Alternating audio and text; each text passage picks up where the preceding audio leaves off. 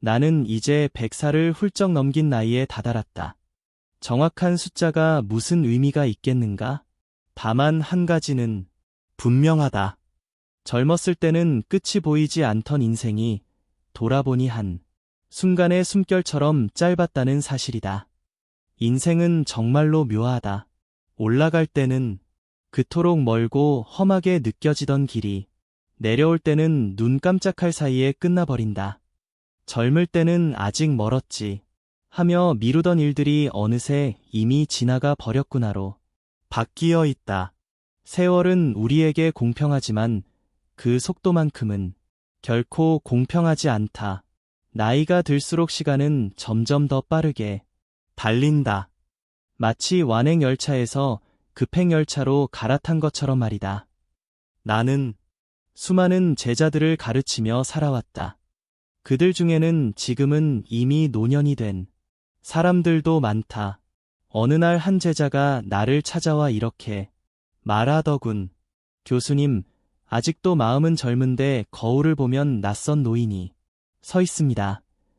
그 말에 나는 잠시 웃었지만 마음 한편이 깊이 울렸다. 왜냐하면 나 또한 같은 감정을 수없이 느껴왔기 때문이다. 노년은 누구에게나 찾아온다. 그것은 피할 수 없는 인생의 한 단계다. 그러나 중요한 것은 늙느냐가 아니라 어떻게 늙느냐이다. 같은 세월을 살아도 어떤 이는 더욱 깊어지고 어떤 이는 점점 거칠어진다. 어떤 이는 잔잔한 호수처럼 맑아지고 어떤 이는 바람에 흩어진 모래처럼 산만해진다. 겉모습은 어쩔 수 없이 변한다. 피부는 거칠어지고 주름은 깊어지며 기억은 점점 희미해진다. 이것은 자연의 이치다. 그러나 마음까지 함께 무너져야 할 이유는 없다. 오히려 나는 이렇게 생각한다.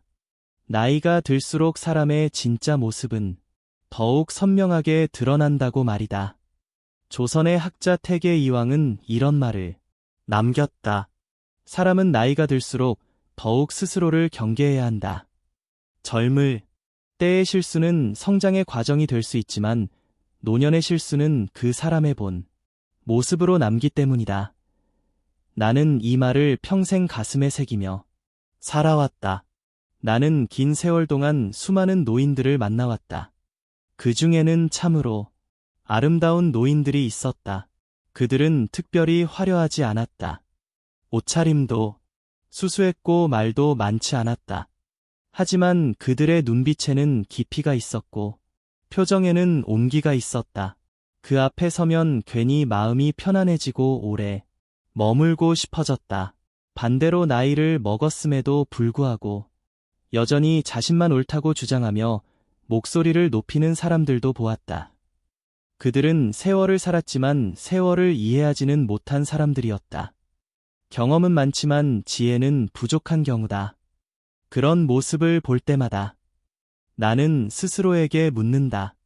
나는 과연 어느 쪽에 가까운가? 고목에도 꽃은 핀다. 오히려 그 꽃은 젊은 나무의 꽃보다 더 깊고 은은한 향을 품는다.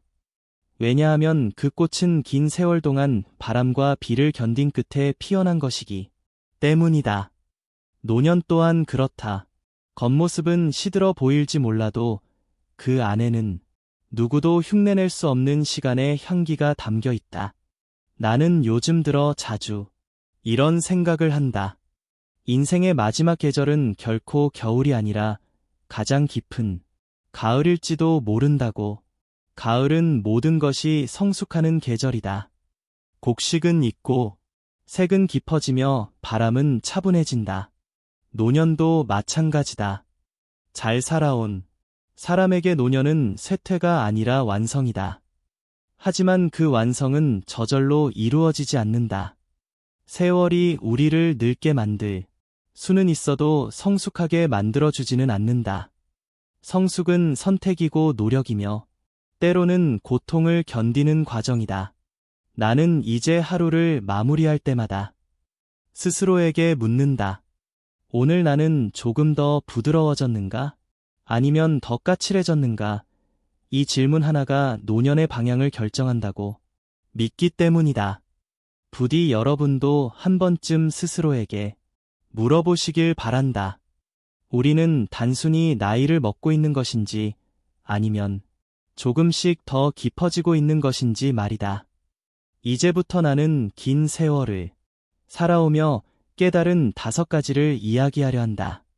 그것은 단순한 조언이 아니라 수많은 후회와 반성 끝에 얻은 작은 결론들이다.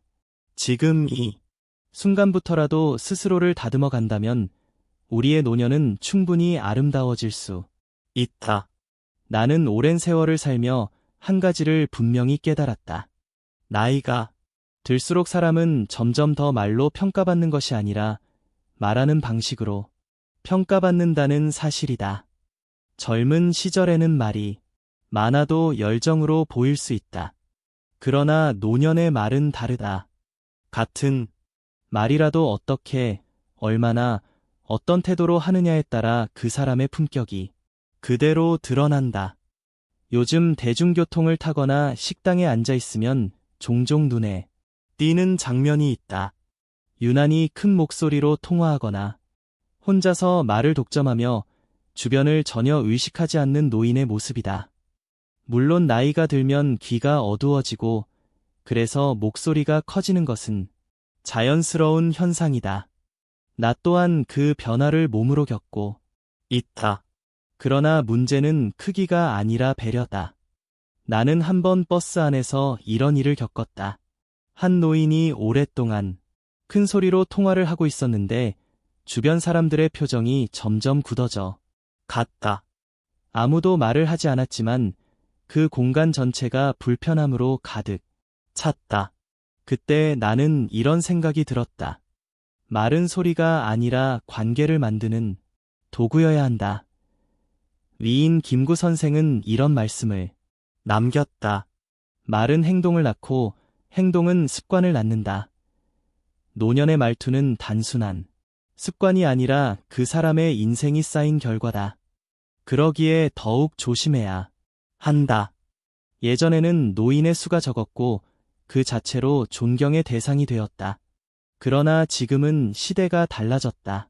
통계청 자료를 보면 한국은 이미 고령 사회에 들어섰고 머지않아 초고령 사회로 진입한다고 한다. 노인이 많아진 사회에서 나이만으로 존중을 기대하는 것은 점점 어려워지고 있다. 이제는 나이가 아니라 태도가 존중을 만든다. 그래서 나는 스스로에게 늘 이렇게 다짐한다. 말은 적게, 듣기는 깊게, 입을 닫는다는 것은 단순히 침묵을 의미하지 않는다. 그것은 내 생각을 강요하지 않겠다는 태도이며 타인의 이야기를 받아들이겠다는 자세다. 나이가 들수록 우리는 한 발 물러서야 한다.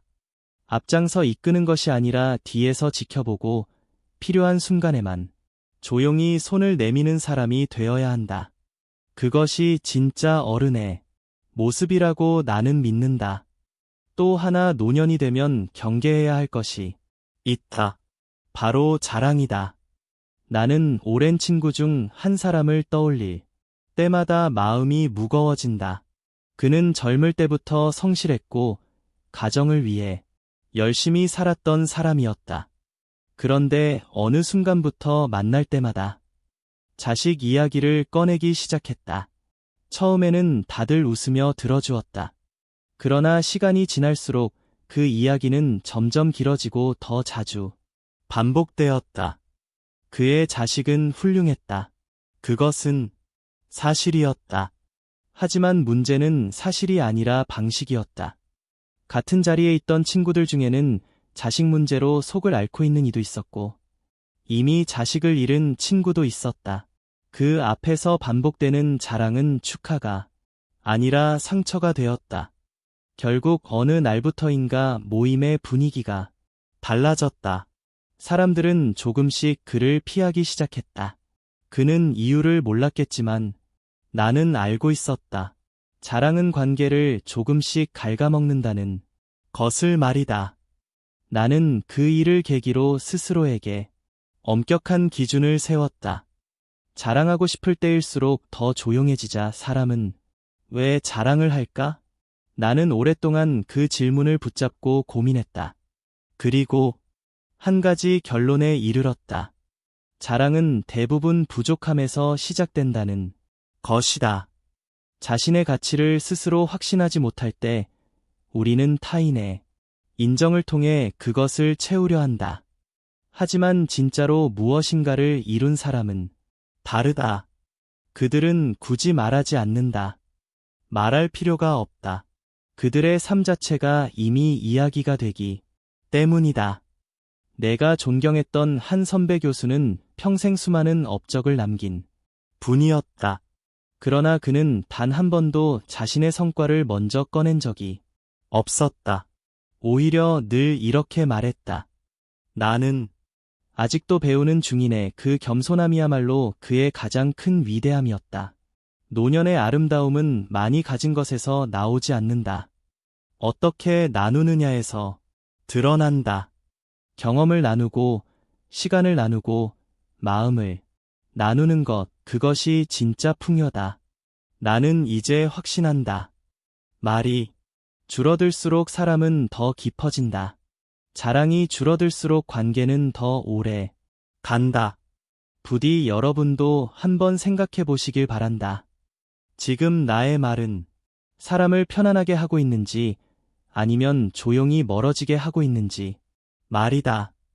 노년은 침묵 속에서 더 빛난다. 그리고 그 침묵은 공허함이 아니라 채워진 삶에서 나오는 여유다. 사람은 누구나 마음속에 보이지 않는 안경을 하나씩 쓰고 산다. 그 안경의 이름이 바로 선입견과 편견이다. 나는 100년이 넘는 세월을 살며 수많은 사람을 만났지만 결국 인간관계를 가장 크게 왜곡시키는 것은 이 두 가지라는 사실을 깨달았다. 젊을 때의 편견은 무지에서 비롯되는 경우가 많다. 잘 모르기 때문에 단정 짓고 경험이 부족하기에 오해한다. 하지만 노년의 편견은 조금 다르다. 그것은 너무 많이 안다고 믿는 데서 시작된다. 나는 과거에 한 제자를 오해한 적이 있다. 그는 말수가 적고 표정, 변화가 거의 없는 학생이었다. 처음에는 그를 성의 없는 학생이라고 판단했다. 수업에도 적극적으로 참여하지 않는다고 생각했다. 그런데 어느 날 우연히 그의 글을 읽게 되었다. 그 글에는 누구보다 깊은 통찰과 따뜻한 시선이 담겨 있었다.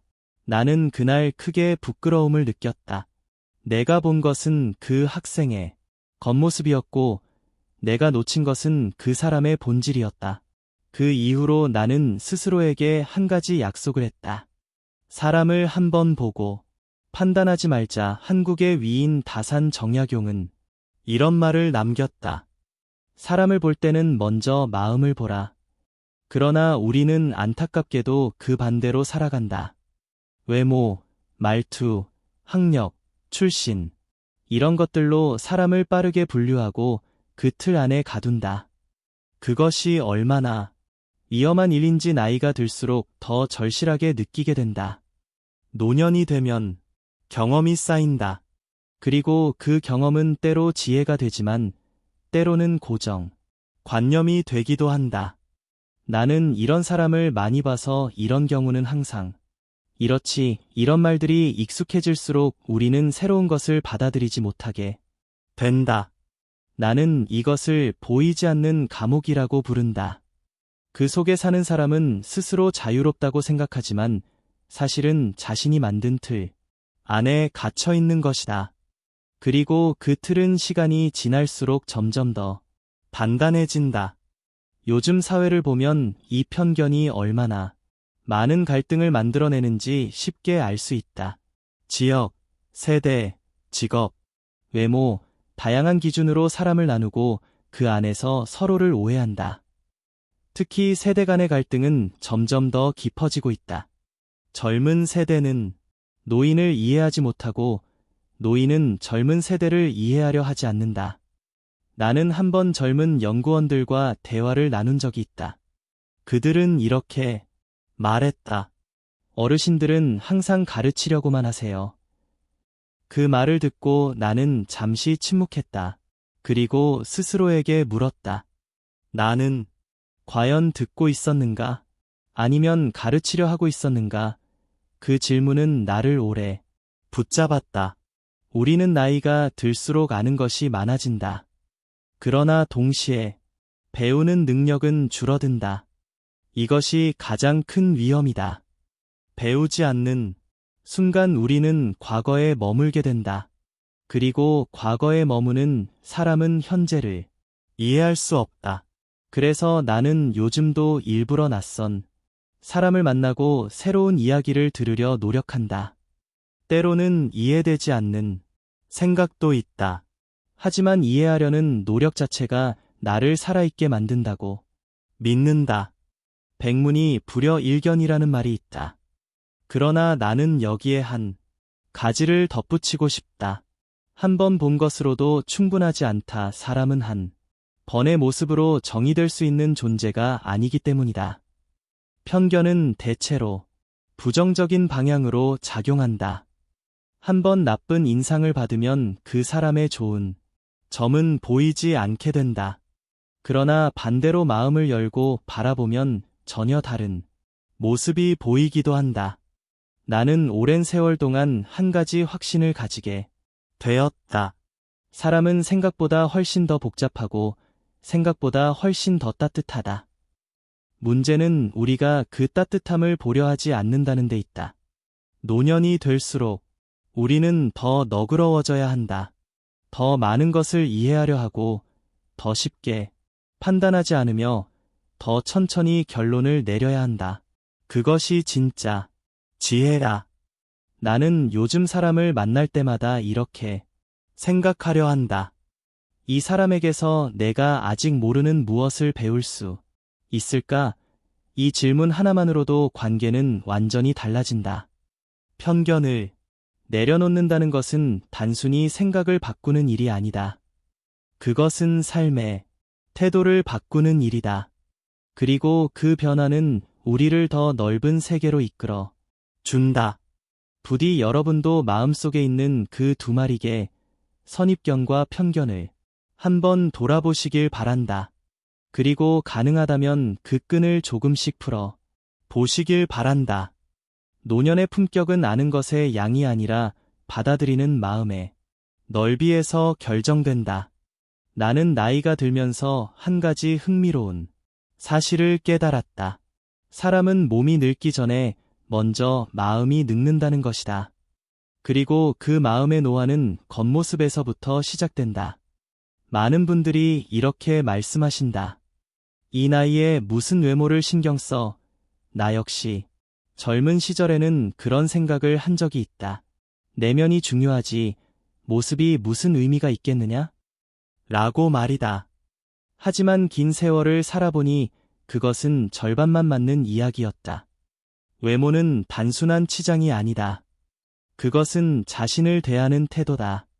나는 오랫동안 병상에 계셨던 한 지인을 기억한다. 그분은 오랜 투병 생활로 몸도 마음도 많이 지쳐 있었다. 그런데 어느 날 가족의 권유로 머리를 정돈하고 단정한 옷을 입었다. 그날 이후 그분의 표정이 달라졌다. 눈빛이 조금 밝아졌고 말투에도 생기가 돌기 시작했다. 그 모습을 보며 나는 확신하게 되었다. 외모는 남을 위한 것이 아니라 결국 나 자신을 위한 것이라는 사실을 말이다. 실제로 여러 연구에서도 비슷한 결과가 나왔다. 나이가 들수록 외모를 단정하게 유지하는 사람일수록 우울감이 낮고 삶의 만족도가 높다는 데이터가 있다. 특히 60세 이상의 경우 외모 관리가 정서적 노화를 늦추는 데 큰 영향을 미친다고 한다. 나는 이 부분을 보이는 마음이라고 부른다. 우리가 거울을 볼 때 단순히 얼굴만 보는 것이 아니다. 그 안에는 지금까지 살아온 시간과 태도가 함께 비쳐 있다. 만약 거울 속에 내가 초라하게 느껴진다면 그것은 단순히 나이가 들어서가 아니라 스스로를 돌보지 않았기 때문일지도 모른다. 한국의 위인 안중근 의사는 이런 말을 남겼다. 사람은 외모에서 이미 절반이 드러난다. 이 말은 잘생김이나 아름다움을 뜻하는 것이 아니다. 단정함, 청결함, 그리고 자기 관리에서 오는 신뢰를 의미한다. 나는 평생 강단에 서며 수많은 사람을 만났다. 그 중에서 유난히 기억에 남는 분들이 있다. 그들은 화려하지 않았다. 하지만 항상 단정했고 작은 것 하나에도 신경을 쓰는 사람들이었다. 그리고 신기하게도 그런 분들은 대부분 삶의 태도 또한 정돈되어 있었다. 반대로 외모를 전혀 신경 쓰지 않는 사람들은 그들의 생활도 흐트러져 있는 경우가 많았다. 물론 모든 사람이 그런 것은 아니지만 일정한 경향은 분명 존재했다. 노년이 되면 몸은 자연스럽게 느려진다.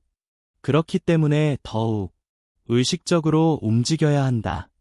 나는 매일 아침, 비록 느린 걸음일지라도 반드시 산책을 한다. 옷을 갈아입고 머리를 정리하고 신발을 단정히 신는다. 그 작은 행동들이 하루의 시작을 다르게 만들어준다. 가꾼다는 것은 결국 나 자신을 포기하지 않겠다는 선언과도 같다. 요즘 사회에서는 첫인상이라는 말을 자주 한다. 물론 사람의 본질은 외모로 판단할 수 없다. 그러나 현실적으로 우리는 상대방을 처음 만났을 때 가장 먼저 보이는 것에서 신호를 받는다. 그 신호가 단정함과 성실함이라면 이미 관계의 절반은 편안하게 시작될 수 있다. 나는 가끔 제자들에게 이런 말을 한다. 나이가 들수록 더 단정해져야 한다. 젊음은 어느 정도 흐트러짐을 용서받을 수 있다. 그러나 노년은 그렇지 않다. 오히려 나이가 들수록 작은 태도 하나가 더 크게 보인다. 외모 관리가 반드시 비싼 옷이나 화려한 치장을 의미하는 것은 아니다.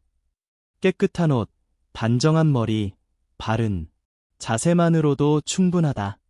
그것은 남에게 보여주기 위한 것이 아니라 스스로를 존중하는 방식이다. 나는 요즘도 뚜렷하게 느낀다.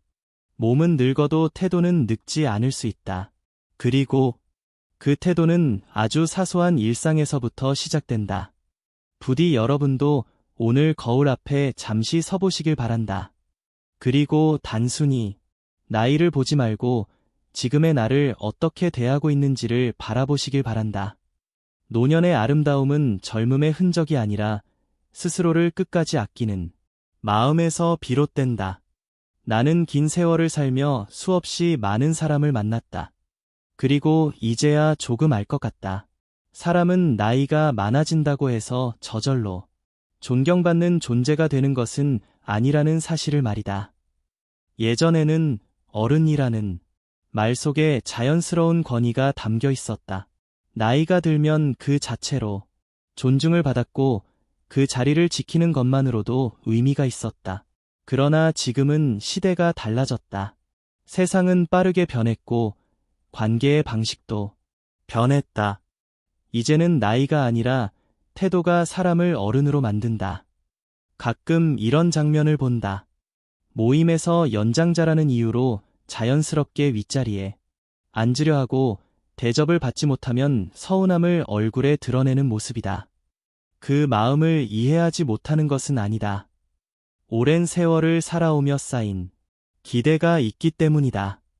그러나 그 기대가 남에게 부담이 되는 순간 관계는 점점 멀어지게 마련이다. 나는 한번 제자들과 식사를 하다가 일부러 가장 구석자리에 앉은 적이 있다.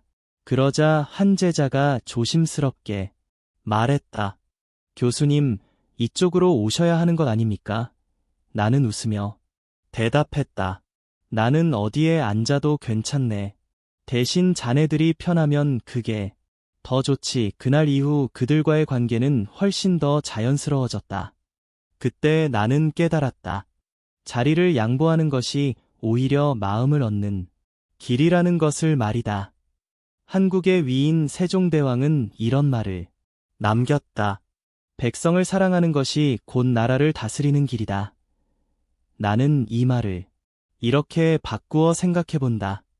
사람을 배려하는 것이 곧 존경을 받는 길이다.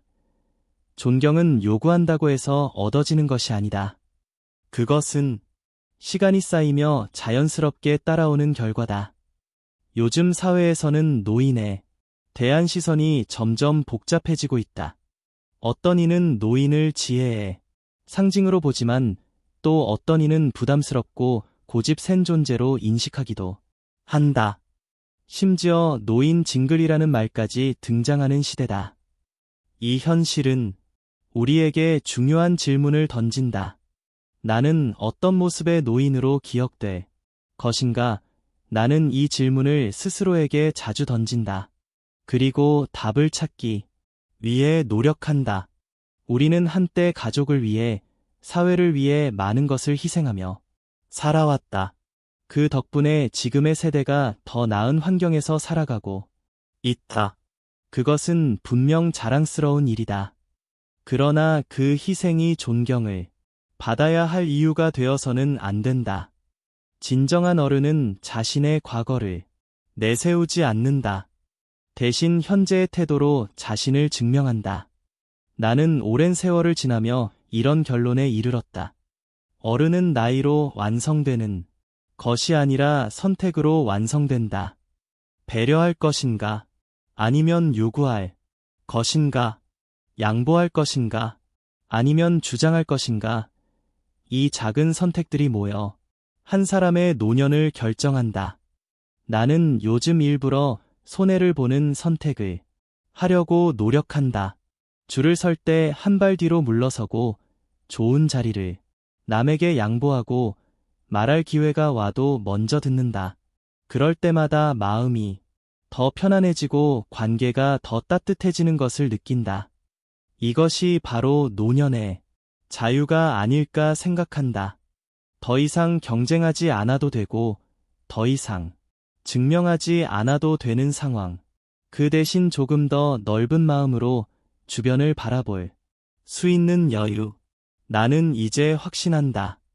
많이 가지는 것보다 많이 내려놓는 것이 더 큰 행복이라는 것을 말이다. 마지막으로 여러분께 한 가지 말씀을 드리고 싶다. 우리는 이미 충분히 많은 시간을 살아왔다. 이제 남은 시간은 어떻게 살 것인가를 선택하는 시간이다. 조금 더 부드럽게, 조금 더 따뜻하게, 그리고 조금 더 겸손하게 살아간다면 우리의 노년은 결코 초라하지 않을 것이다. 노년은 끝이 아니다. 그것은 인생이 가장 깊어지는 시기다. 부디 여러분의 하루하루가 황금빛 가을처럼 익어가길 바란다. 그리고 그 끝에서 스스로를 돌아보며 이렇게 말할 수 있기를 바란다. 나는 잘 늙어왔다.